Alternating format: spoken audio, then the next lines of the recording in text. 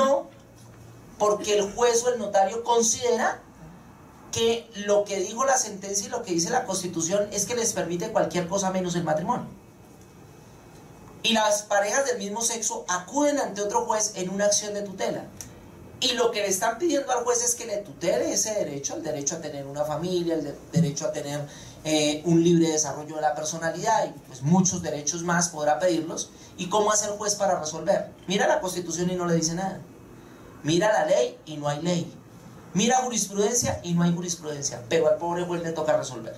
Entonces, ¿cuál es la primera labor que debe hacer el juez? Precisar el alcance de la Constitución. ¿Cómo lo precisa? Pues el juez tiene que tomar una razón para decidir ese caso. Parte del principio, una decisión responsable. ¿Cuál será la razón? Él podrá decir, una decisión responsable puede ser casarse.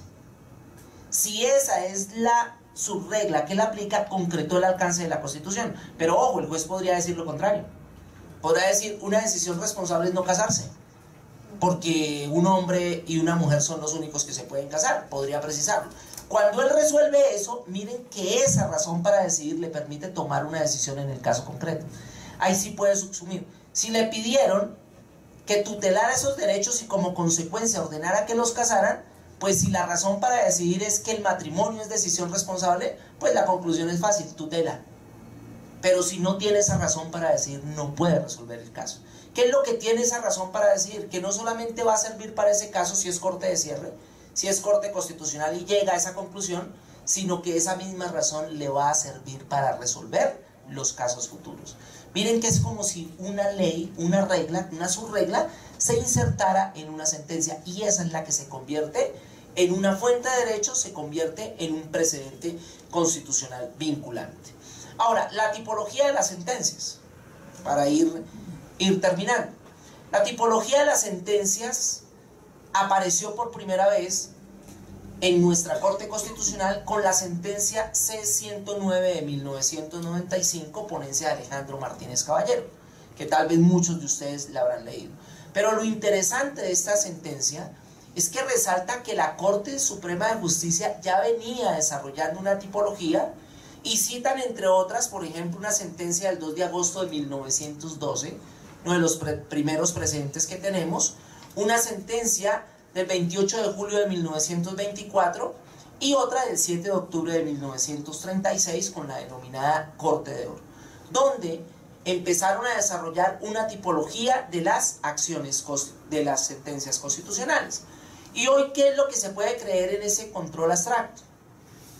Que se tienen las sentencias estimatorias y desestimatorias, es la primera clasificación, y la segunda es la de las denominadas sentencias manipulativas. Dentro de esas sentencias manipulativas podemos encontrar una subclasificación de 4 sentencias, de 4 tipos de sentencias, y podemos incluso incluir una quinta, que son las sentencias interpretativas o condicionales, 2, las sentencias integradoras o aditivas, 3, las sentencias sustitutivas, y 4, las sentencias exhortativas. Y decimos, casi nos podemos atrever a plantear una quinta, que es la sentencia legislativa, aquella sentencia que se convierte en una verdadera ley. Todavía es una sentencia muy extraña, todavía es una sentencia que cuando sale se critica a la Corte porque se cree que invade la órbita del legislador, porque afecta el principio de libertad de configuración legislativa, pero ya se han encontrado algunas. Por ejemplo, en Veracruz, Tribunal Constitucional Local ya ha proferido una verdadera sentencia que se convirtió en ley. Si ustedes miran la Constitución ecuatoriana, artículo 436, si mi memoria no me falla, numeral 10º, prevé que para solucionar las omisiones legislativas la sentencia se deberá registrar en lo que en ese país es el equivalente al diario oficial en nuestro país. Y la sentencia C-577 en Colombia, miren que empezó como una sentencia exhortativa, exhortó al legislador a crear la ley, pero le dijo, si usted no lo hace, las parejas del mismo sexo podrán ir el 20 de junio de 2013, si no hay ley, podrán ir ante un juez o ante un notario y casarse. Claro, la sentencia ya tiene un efecto legislativo, es como una ley. ¿Qué le faltó? Registrarse en el diario oficial. Pero son sentencias que tienen verdaderos efectos legislativos. Es algo parecido al silencio administrativo. Recuerden ustedes, se formula un derecho de petición y si no lo contestan, podrá ser positivo o negativo dependiendo de lo que diga la ley. Pues miren que aquí la sentencia le dice más o menos le dice algo similar al Congreso, al legislador. Le dice, tiene que legislar sobre tal tema. Le da los principios, le da unas directrices, pero le dice, si no legisla, entonces pueden ir a casarse. Es como si le diera una especie de silencio legislativo positivo. Si se queda callado, entonces se entenderá que lo que dice la sentencia se convierte en ley. Y miren que en la práctica lo viene haciendo. Lo que pasa es que la sentencia no lo resolvió todo y se seguirá reformando o acudiendo a sentencias constitucionales para ir concretando el derecho. ¿Cuáles son las manipulativas? Son las que alteran el contenido del objeto de la sentencia, que es la ley. O sea, no alteran la sentencia, sino lo que alteran es la ley. Y ahí aparecen las interpretativas, las integradoras y las sustitutivas. Buscan, dice la doctrina, un poco dar seguridad jurídica, pero sobre todo hay un principio ahí que es el principio prolegislatorio, que es el principio que pretende salvar el trabajo legislativo. El trabajo legislativo, el trabajo de la democracia, el trabajo de la deliberación democrática, constitucional democrática, es un trabajo muy complejo. Y lo que ya es ley, producto del consenso, si eso llega a ser declarado inconstitucional, es muy difícil que el mismo Congreso se vuelva a reunir, pues se vuelven a reunir, aunque a veces lo dudamos, porque no hay quórum y miren que con varios proyectos de ley ha pasado, pero no siempre lo que ya fue proyecto de ley, si se vuelve a discutir, vuelve a ser proyecto de ley. Entonces el trabajo legislativo, ese esfuerzo hay que salvarlo. Si lo logramos salvar y posiblemente hay algunos defectos, pues el juez constitucional, y no lo dice la Corte Constitucional Colombiana, ni lo decimos nosotros, sino es una teoría que se ha venido construyendo de poco en poco. Generalmente se parte de un criterio que es esencial, la diferencia entre disposición y norma. Esto pues se repite, ya tal vez es un tema trillado, pero siempre será bueno decirlo y partir de ahí. Por disposición, ¿qué debemos entender? Debemos entender aquel enunciado lingüístico del precepto legal. Es decir, las letras, las frases, las palabras con las que se compone ese artículo. Mientras que la norma es el sentido o los sentidos interpretativos que de tal enunciado nosotros podamos obtener o de tal enunciado se puedan derivar. El profesor Néstor Pedro Sagüez, el tratadista argentino, de mucho renombre, dice, son los productos, es la interpretación nos da productos. De la misma norma, del mismo precepto, podemos sacar varios productos. Entonces, lo que se manipula muchas veces, ¿qué es? Es la norma, noten que se mantiene cuando hay manipulación, pero lo que se va a modificar es la norma. Es decir, la disposición se mantiene, pero la norma es la que manipula la Corte Constitucional. Es decir, la Corte va a decir, dentro de todas las interpretaciones posibles, cuáles se ajustan a la Constitución, o cuál se ajusta a la Constitución, o por el contrario, cuáles hay que excluir de la Constitución. Entonces, sobre el mismo precepto encontramos varias directrices, varias normas, más concretamente. Ejemplo, sentencia C836 de 2001, que es muy interesante. Analiza el artículo 230 de la Constitución. ¿Qué dice el artículo 230 de la Constitución? Que los jueces en sus providencias están sometidos al imperio de la ley. ¿Y qué es lo que uno entiende si lee esa norma? Que lo que hay que ver es la ley en sentido material. Entonces vienen preguntas, ¿y qué pasa si yo miro la Constitución? ¿El juez está sometido al imperio de la Constitución? Si uno lee textualmente ese artículo, dice no, porque el juez está sometido al imperio de la ley, cosa que sería absurda, pero se vio. El tema de la jurisprudencia es una fuente de derecho. Todavía hay algunos que leyendo ese artículo dicen no, la jurisprudencia es un criterio auxiliar, porque es la interpretación, es lo que dice la disposición. Pero la Corte, ¿qué ha dicho? Cuando se hable de ley, hay que entender no la ley en sentido material, sino la ley como sinónimo de derecho, la ley como sinónimo de fuente de derecho. Entonces el juez en sus providencias está sometido al imperio ¿de qué? De la Constitución, de la ley, del decreto ley, de la ordenanza, del acuerdo y de la jurisprudencia constitucional vinculante. Y hace la diferencia en esa sentencia, que es muy interesante, que se la recomiendo, la diferencia entre la sentencia, que es fuente de derecho, y la sentencia, que es criterio auxiliar de interpretación. Porque la sentencia sigue cumpliendo esas dos funciones. Esas interpretativas o condicionales limitan la aplicación, puede ser, o pueden limitar los efectos.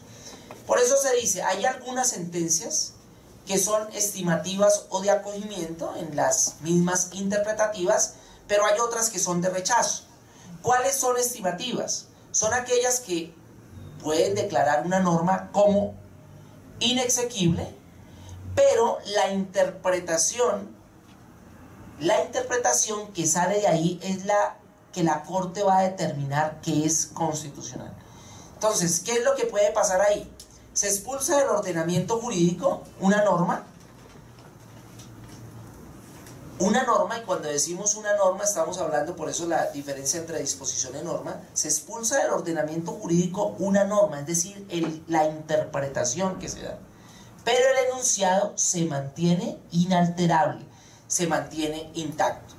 En cambio, en las desestimativas es cuando la interpretación del enunciado normativo que se demanda, en vez de expulsarse de la Constitución, la Corte lo que encuentra es que es conforme a la Constitución. Es como si fueran las mismas sentencias tradicionales, pero ya ellas no juegan sobre el enunciado como tal, sino lo que van es, perdón la palabra juego, pero el objeto es la interpretación que se tiene. Hay otras integradoras o aditivas que básicamente son aquellas que están destinadas a solucionar la famosa inconstitucionalidad por omisión relativa. Y en esta inconstitucionalidad por omisión relativa, ¿qué es lo que pasa? Hay ley, pero la ley, cuando se expide, queda, por decirlo de alguna manera gráfica, incompleta. Y hay algún caso de una ley muy especial que lo podemos citar, que permitía que se reformaran las entidades del Estado y decía, pero no se puede destituir a las madres cabeza de familia. Entonces uno dice, ¿eso es constitucional? Uno diría, si lo mira por la protección de las madres cabeza de familia, pues claro. Porque ahora, ¿es inconstitucional? Se podría decir sí, porque ¿qué pasó con los hombres cabeza de familia?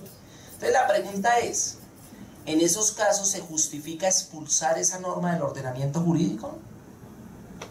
Y tal vez la respuesta sería no. ¿Cómo una corte va a acabar una ley que protege las madres cabeza de familia?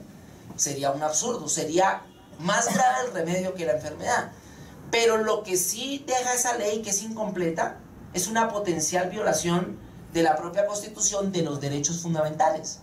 Es decir, miren que viola el derecho a la igualdad. Entonces, ¿qué es lo que ahí se hace en estas sentencias integradoras o aditivas? En vez de declarar la inconstitucionalidad, lo que hay es que agregarle. Lo que hay es que incluir el precepto o la omisión echada de menos en la ley. ¿Qué va convirtiendo este tipo de leyes a las Cortes? Pues las va convirtiendo en verdaderos legisladores positivos. Sentencias sustitutivas. Que dijimos, ¿cuáles son las sentencias sustitutivas? Son aquellas que lo que hacen es realizar como una especie de mezcla. Mezclan los efectos de la inconstitucionalidad con los efectos de la integración. Entonces, es cuando una norma que aparece en la ley, la norma es inconstitucional, pero al declararla inconstitucional se deja un vacío peor que aquel que estaba antes del proceso constitucional. Entonces lo que dice la Corte es, se declara la inconstitucionalidad de ese precepto por ir en contra de la Constitución, pero ahí mismo se le da el reemplazo. Es decir, la Corte se convierte en un verdadero legislador positivo, porque anula lo que hace el legislador, pero entra a regularlo. Hay un caso concreto en Colombia, la sentencia C-113 del 93, que examinó la inconstitucionalidad del artículo 21 del decreto 2067 del año 91. ¿Qué decía este decreto? Que la ley, este es el famoso decreto que habla precisamente de los tipos de la sentencia. Y lo que dijo la Corte fue, la ley no puede regular los efectos de los fallos de la Corte. porque eso o lo hace la propia Constitución o lo hace la propia Corte. ¿Qué hizo la Corte? Declaró inconstitucional la ley que pretendía regular los efectos de los fallos de la Corte, pero pero paralelamente, o sea, retira lo que dice la ley y paralelamente, a título de interpretación, dice: la que puede definir los efectos de los fallos de la Corte Constitucional es la propia Corte Constitucional. Si ustedes miran, eso no lo dice ni la Constitución, no lo dice la ley, y lo que decía la ley lo declaró inconstitucional. Por eso es sustitutiva, porque el precepto legal lo sustituye por la interpretación constitucional. Por supuesto, esto genera mucho problema, y es lo que el profesor italiano Riccardo Guastini, por ejemplo, denomina como una sobreinterpretación constitucional con ese nuevo poder de las Cortes. Están las exhortativas, también conocidas como apelativas, tal vez esas ya las definimos, que es cuando se presenta un vacío en la norma, y lo que hace la Corte Constitucional es no sustituirlo, sino dar unos principios y exhortar al legislador. Decirle al legislador: oiga, legislador, legisle. Y va desde meros consejos hasta sentar directrices precisas, que en caso de no legislarse, esas directrices precisas se van a convertir en la verdadera ley. Como decíamos, es el caso de la sentencia C-577 del 2011. Sobre los efectos temporales también hay una discusión muy interesante. Ahí podemos encontrar tres tipos de sentencia. La primera es la que se denomina efectos ex tunc, la segunda es la de los efectos ex nunc, y la tercera es la que declara una constitucionalidad temporal o una inconstitucionalidad diferida. ¿Cuáles son las ex tunc? Son sentencias retroactivas. Las ex tunc son las sentencias propias de la nulidad por inconstitucionalidad. Es decir, lo que hace, por ejemplo, el Consejo de Estado cuando uno interpone una acción de nulidad, pues o una acción, por ejemplo, de nulidad en un proceso civil, una resolución de contrato. Para los civilistas, se devuelven las cosas a su estado anterior como si nunca hubiese existido. Y las ex nunc, en cambio, van hacia el futuro. ¿Cuál es la tendencia que se tiene en estos temas? Pues, por supuesto, no hay unanimidad, y como lo sabe bien el profesor Luca Mesetti, por ejemplo, las sentencias ex tunc retroactivas se ven en Alemania, se ven en España, se ven en Bélgica y se ven en Portugal. Es casi que la regla general. Las sentencias ex nunc, que son hacia el futuro, que son las propias de nosotros, la de la famosa inexequibilidad, son las que ha venido adoptando últimamente los países de la Europa del Este.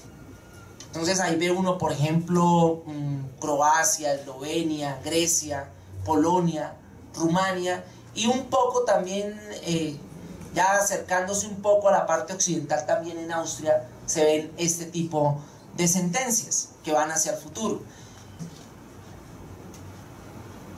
Lo interesante ahí es que la propia Corte Constitucional dijo: sí se pueden mirar, sí la Corte tiene el poder para hacer eso. Retroactivas. ¿Cuáles ejemplos podemos mirar de esas sentencias retroactivas? Reiteramos, la regla general en Colombia, ¿cuál es? Que las sentencias producen efectos hacia el futuro. Entonces se profiere la sentencia y a partir de ahí es que se produce el efecto. ¿Pero ha habido sentencias retroactivas? Sí. ¿Y quién lo ha dicho? ¿Lo dice la Constitución? No. ¿Lo dice la ley?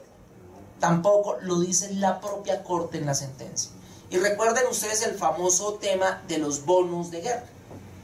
Recuerdan ustedes que la ley sexta de 1992 estableció un impuesto y lo estableció retroactivo. Digo, hay que pagar un bono de guerra que casi algunos están planteando que hay que revivirlo porque hay que tener recursos para todos este tipo de conflictos que tenemos.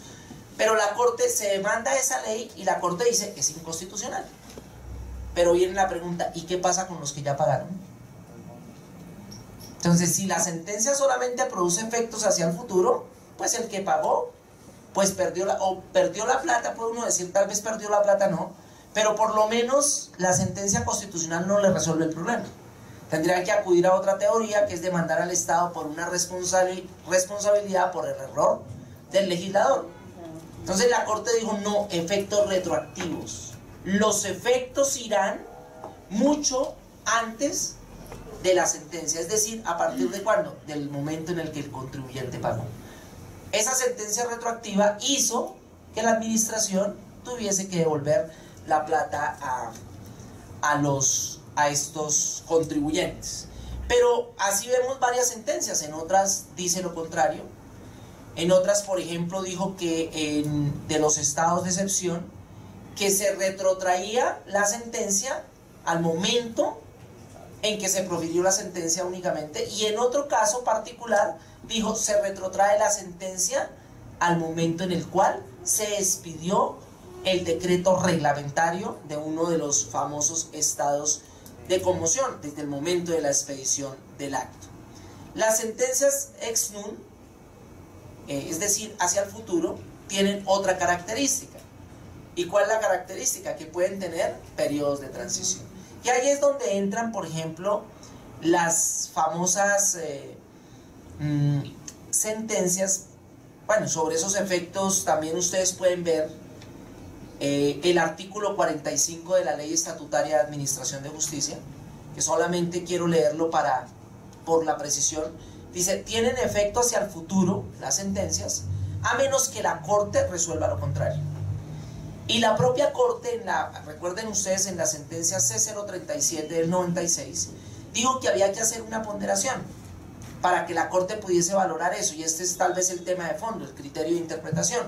Hay que hacer una ponderación entre dos principios. Primero, el de supremacía de la Constitución, y segundo, el de seguridad jurídica. Hay que ver, ponderándolos, cuál es el que hay que aplicar en el caso concreto. Por eso la regla no es exacta, sino es una regla de ponderación. Y dice la Corte, la supremacía constitucional aconseja atribuir a las decisiones efectos ex tunc, es decir, hacia el pasado. Pero el principio de seguridad jurídica, también constitucional, por el contrario, sugiere conferirle efectos ex nunc, es decir, únicamente hacia el futuro. Entonces ahí el pobre juez constitucional pues tiene algo que no es claro. La ley le dice solo hacia el futuro, pero la propia interpretación de la Corte, miren cómo abre una compuerta gigante. Y cada vez que tiene un caso, pues puede aplicarlo. Y el decreto 2067 del 91, en el artículo 21, dice que los fallos de la Corte solo tendrán efecto hacia el futuro, salvo para garantizar el principio de favorabilidad en materias penal, policiva y disciplinaria, y en el caso previsto en el artículo 149 de la propia Constitución. Y finalmente terminaremos, pues habría mucho, pero ya empezamos a atentar contra el derecho fundamental a ser recibido en la casa. Pronto no nos reciben. Y es las sentencias diferidas o de constitucionalidad temporal. Son aquellas sentencias que, a pesar de declarar una inconstitucionalidad, la sentencia no entra en vigor, no se aplica. Y hay dos casos, y con ellos terminamos. El caso del UPAC. Recuerden ustedes que la sentencia C700 de 1999 declara inexequible todo el sistema del UPAC. Pero si lo acaba y la sentencia entra a regir inmediatamente, ¿cómo se iban a regir de ahí en adelante los créditos hipotecarios? Entonces la sentencia dice, sí, es inconstitucional, pero más adelantico. Es decir, aplica el principio de ultraactividad de la ley. Recordemos que el principio de ultraactividad es aquel que dice que una norma, a pesar de ser derogada o declarada inexequible en este caso, sigue rigiendo, es decir, sigue viviendo. Es un muerto que sigue viviendo. A pesar de ser inexequible, sigue regulando. Y hace poco se presentó otra, ¿no? La del famoso CEPACA, con el derecho de petición, del famoso Código Procesal Administrativo y de lo contencioso administrativo. ¿Qué dijo la Corte Constitucional? Es inexequible la regulación del derecho de petición en ese código, porque al regular procedimientos, derechos fundamentales y procedimientos sobre derechos fundamentales, tiene que ser a través de ley estatutaria. Entonces, ¿qué hace? Exhorta al Congreso para que expida la ley. Pero ¿qué pasa con el derecho de petición? ¿Se acabó? Dijo, no, hay que dar un compás de espera. A pesar de ser inconstitucional, pues hay que aplicarlo. Porque si lo acabamos, resulta peor el remedio que la enfermedad. Bueno, con esto queríamos simplemente dar unas pequeñas pinceladas sobre el tema de la sentencia constitucional, y espero no aclarar muchas cosas, pero sí dejar muchas inquietudes. Muchas gracias.